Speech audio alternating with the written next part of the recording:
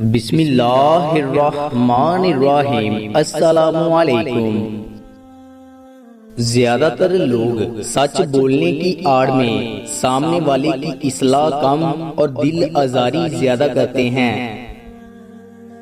اگر گاڑی پہ ہانڈی داغا جوتی لٹکانے سے نظر بد اور مصیبت ٹل جاتی ہے تو ایک عدد جوتی اپنے گلے میں بھی لٹکا لیں، گاڑی آپ سے قیمتی تو نہیں ہے۔ سکون حاصل کرنے کا سب سے آسان طریقہ یہ ہے کہ انسان سکون کے حصول کی تمنا چھوڑ کر دوسروں کو سکون پہنچانے کی کوشش کرے، کیونکہ سکون دینے والوں کو ہی سکون ملتا ہے۔ جب عقل آنے لگتی ہے تو شادی ہو چکی ہوتی ہے، جب محبت کی عمر ہوتی ہے تب بچے پالنے پڑ جاتے ہیں، جب آرام کا وقت آتا ہے بیماریاں گھیر لیتی ہیں، اور جب زندگی کی سمجھ آنے لگتی ہے تو موت آ جاتی ہے۔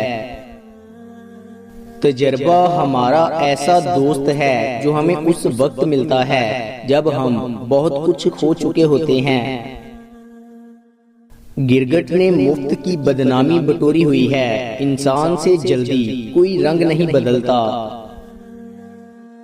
لوگ تمہاری عقل سے تمہاری شخصیت کا وزن کرتے ہیں، لہذا تم اپنی عقل کا وزن اپنے علم سے بڑھاؤ، جو جیسا ہے اسے ویسا ہی رہنے دو، کیونکہ اگر تم کسی کو بدلنے جاؤ گے تو ہو سکتا ہے وہ تمہیں ہی بدل ڈالے۔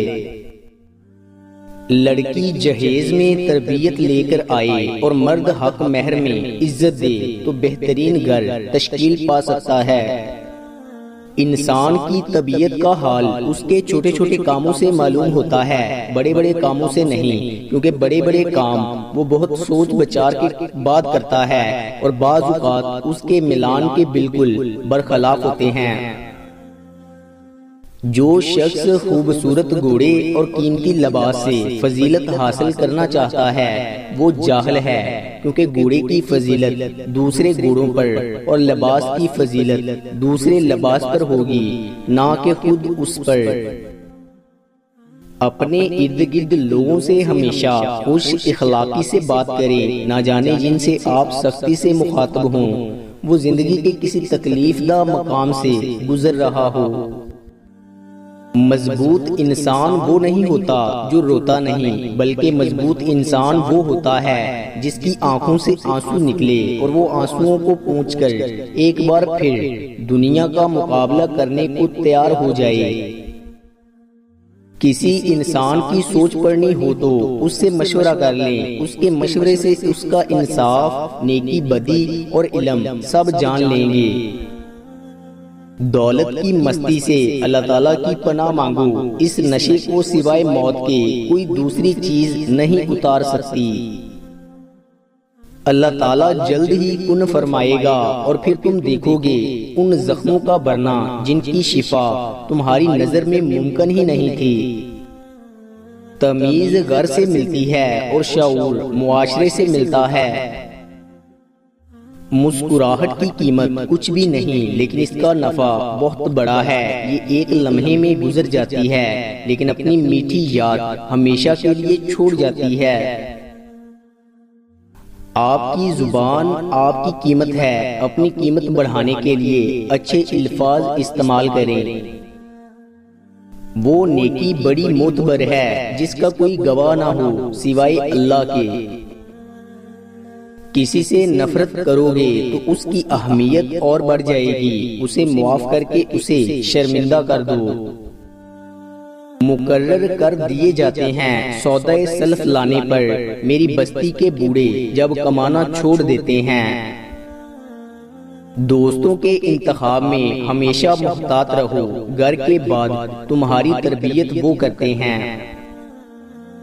ایک حکیم نے اپنے بیٹے سے کہا ہے زندگی میں 3 باتوں سے کبھی دستبردار نہ ہونا، نمبر 1 بہترین کھانا کھانا، نمبر 2 بہترین بستر پر سونا، اور نمبر 3 بہترین گھر میں رہنا۔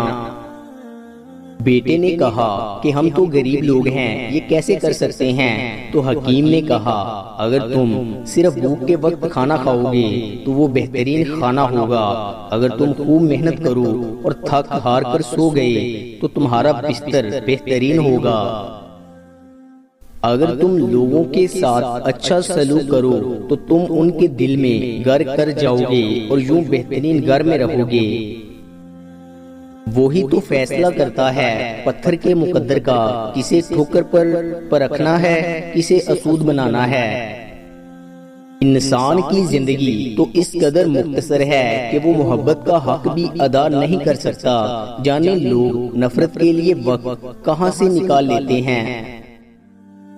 پیچھے مڑ کے مت دیکھو، کوئی نہیں جانتا کہ دنیا کیسے شروع ہوئی، مستقبل کے بارے میں نہ ڈرو، کچھ بھی باقی نہیں رہنے والا، اگر تم ماضی اور مستقبل میں پھنسے رہو گے تو حال گزر جائے گا۔ 10 نشانیاں جو بتاتی ہیں کہ اگلا بندہ حسد میں مبتلا ہے۔ نمبر 1، حاسد ہمیشہ آپ کی نقل کرنے کی کوشش کرے گا، حالانکہ اس کے نزدیک آپ بہت برے ہیں۔ نمبر 2، وہ آپ کی کسی خوشی میں بھی جلی ہوئی سی بات کرے گا، چاہے خوشی کتنی بھی معمولی ہو، ان سے برداشت نہیں ہوگی۔ نمبر 3، آپ کی کامیابی کو ہمیشہ چھوٹا جانیں گے، نہ صرف جانیں گے بلکہ اس کا اظہار بھی کریں گے۔ نمبر 4، ان کی عید آپ کی شکست میں ہے۔ نمبر 5، ان کو آپ کے ہر اچھے کام میں بھی برائی نظر آ جائے گی۔ نمبر 6، آپ کی ہر کامیابی ان کے نزدیک صرف گڈ لک ہے، چاہے آپ نے اس کامیابی کے لیے کتنی بھی محنت کیوں نہ کی ہو۔ نمبر 7، وہ ہر وقت آپ سے مقابلے کی دوڑ میں ہوتے ہیں۔ نمبر 8، اپنی محرومیوں اور نارسائیوں کا بدلہ آپ کی ذات کو بینچنگ بیگ بنا کر لیں گے۔ اور نمبر 9، وہ لوگوں کو آپ کے خلاف کرنے کے لیے کسی حد تک بھی گر سکتے ہیں، جس طرح حسد کی حد نہیں، اسی طرح گراوٹ کی بھی کوئی حد نہیں۔ الزام تراشی، بہتان، جھوٹ، کچھ بھی ان کے نزدیک ناجائز نہیں۔ اپنے حاسدین کی ہدایت کے لیے ہمیشہ دعا کیجیے، کیونکہ کوئی تو ان کے لیے بھی دعا کرنے والا ہے۔